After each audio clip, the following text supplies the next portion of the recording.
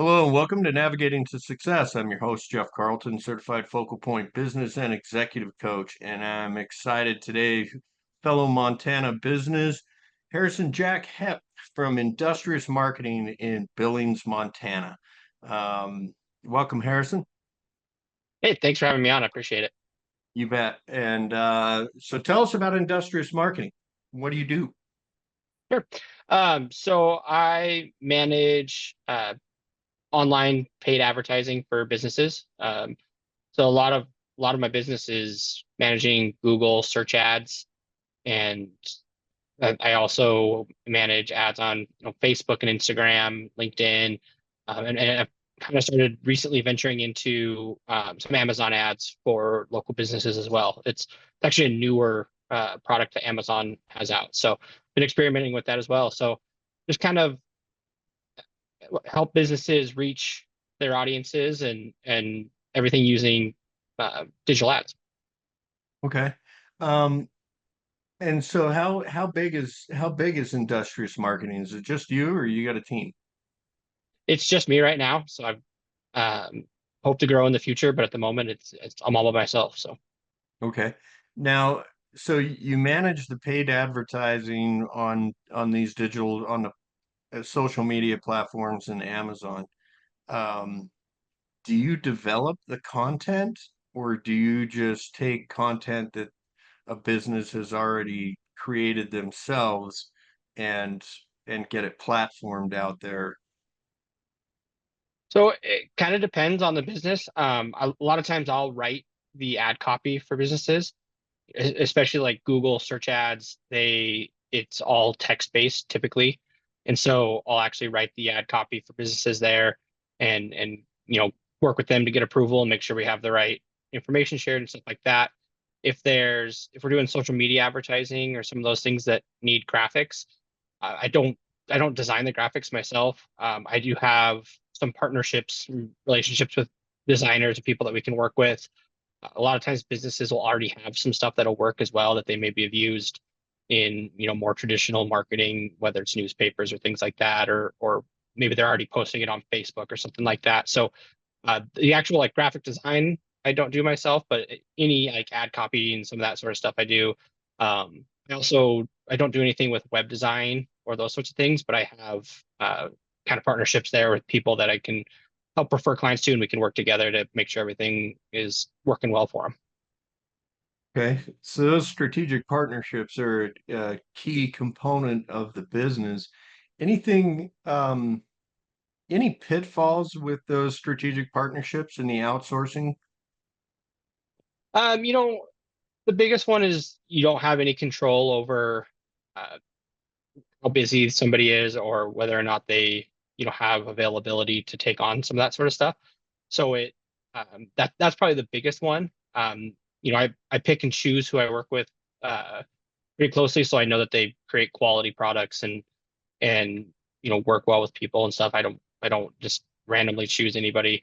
So a lot of those kind of things could be issues, but I kind of work really hard to make sure that we have good partnerships with people to do those sorts of things.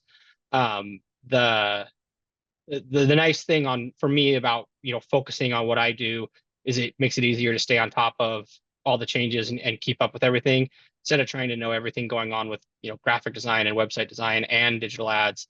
I'm able to just focus in on digital ads, so it's nice to have those partnerships from that standpoint. And well, it sounds like you're doing a lot of the stuff that you know how to do, and the stuff that the other people are maybe better at or more suited. You're getting that outsourced. So how how busy are you? What's your tempo? I mean, are you working 16 hours a day, or is it manageable? I think anybody who owns a business works 16 hours a day. That's pretty much just part of the job. So, but I can yeah, relate. yeah, yes, I definitely stay plenty busy. Uh, I pick and choose clients, as I get leads and stuff like that. So if I get too busy, I have other people in the industry that I can refer things to if need be. But I'm definitely staying busy at the moment, and uh, I I work probably more than 8 hours a day, but it's I also enjoy what I do, and so it makes it easy to do that. So Yeah, and I think that's important. That if anybody is looking for the secret sauce, let's find something that you enjoy doing. Otherwise, you won't stay with it for very long. Um, for sure. for sure. Um, so family, you're talking about the operations tempo, the work-life balance. How do you preserve that time? Yeah. So I've got a wife and a young daughter, and so that's definitely a big piece of what I like to try to do, and part of the reason I like being on my own, uh, as a business owner as well, is I get a little more control over that. So, um, I try hard to, finish working around 5 or so most days so that I have time in the evening to spend time with family, and if at all possible, I avoid working on the weekends when I can. Um, and I think, most of the time I do a pretty good job of balancing that and being able to spend time with family and stuff like that. And it's nice to have, the flexibility of working for myself. I can go pick my daughter up early from school if I need to, or go to her gymnastics class or things like that. So it's always a challenge, but I do try to specifically carve out time like on evenings and stuff and make sure I'm spending time with my family. So Yeah, that I would echo that. That is, I had a guest on a few months ago, and he said the same thing. Those piano recitals, those dance recitals, those baseball games, mhm. volleyball games, they only happen one time. You don't get to get them back. So Yep. do do your best not to miss any of those that you can. Yep, Um, absolutely. so let's go back to content development for a minute because Mhm. this year has been a pretty, in the last 6 to 9 months, really, AI is just the buzz. Everybody's either freaked out about it, they're super excited about it, it's just going crazy. How has it impacted you and how are you using it? Yeah. It's I think there's some people that'll tell you that it's going to get rid of my job, and marketers will no longer exist. And I don't quite subscribe to that view, but I think that it's definitely impacted what I do. And AI has, Google has really leaned into it inside of their ad platforms, Facebook and Instagram as well.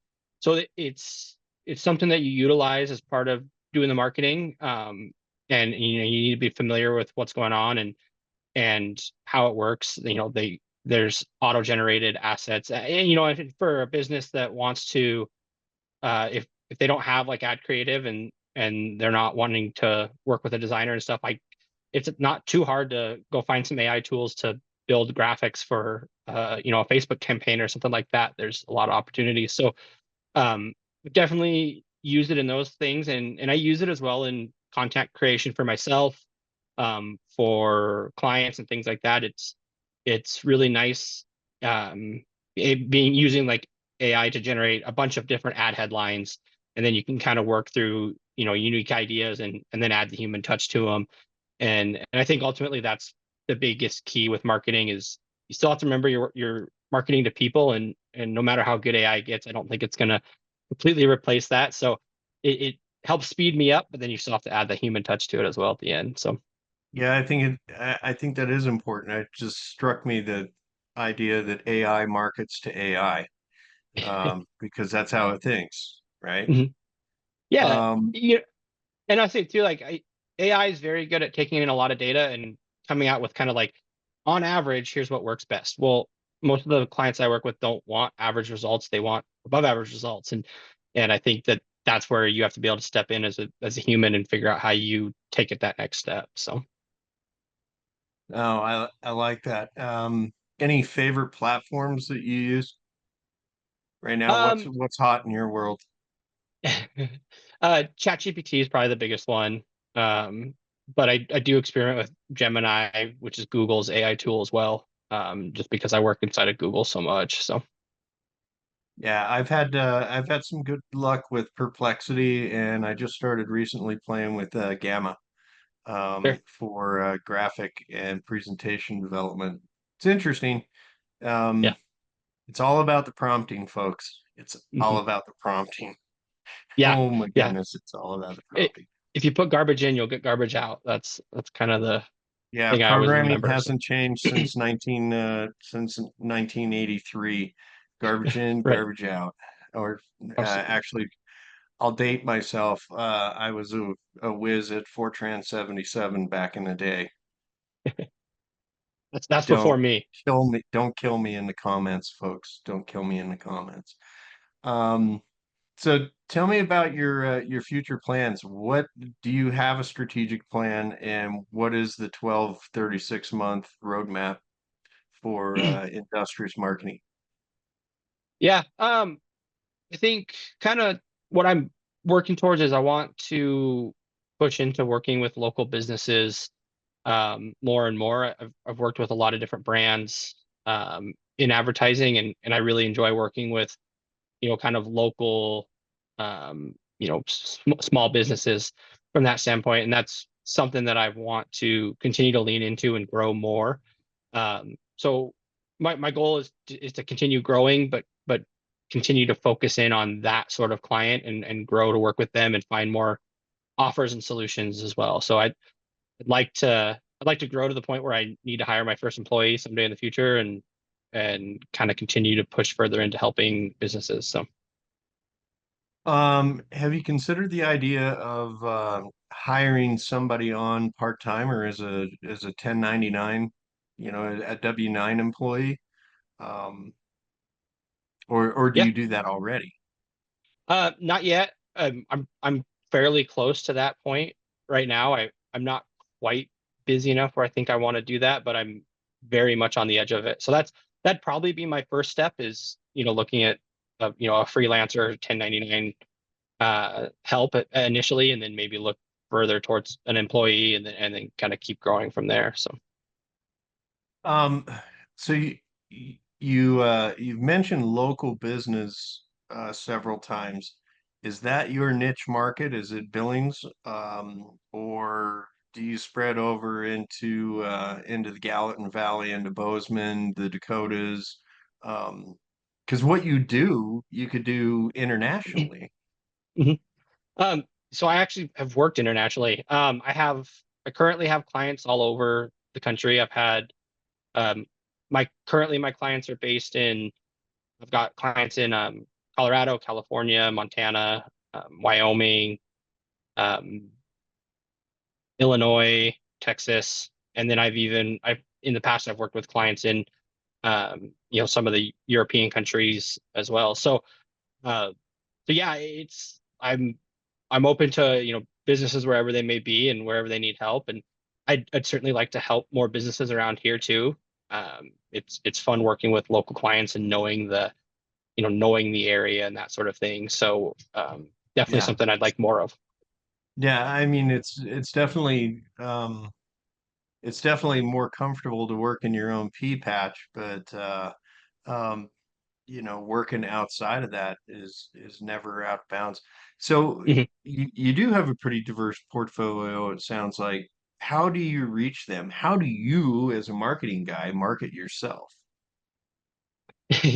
um, that it's kind of the cobbler's kids have no shoes sort of thing. I think marketers are bad at marketing themselves a lot of times, and I'm not necessarily an exception there.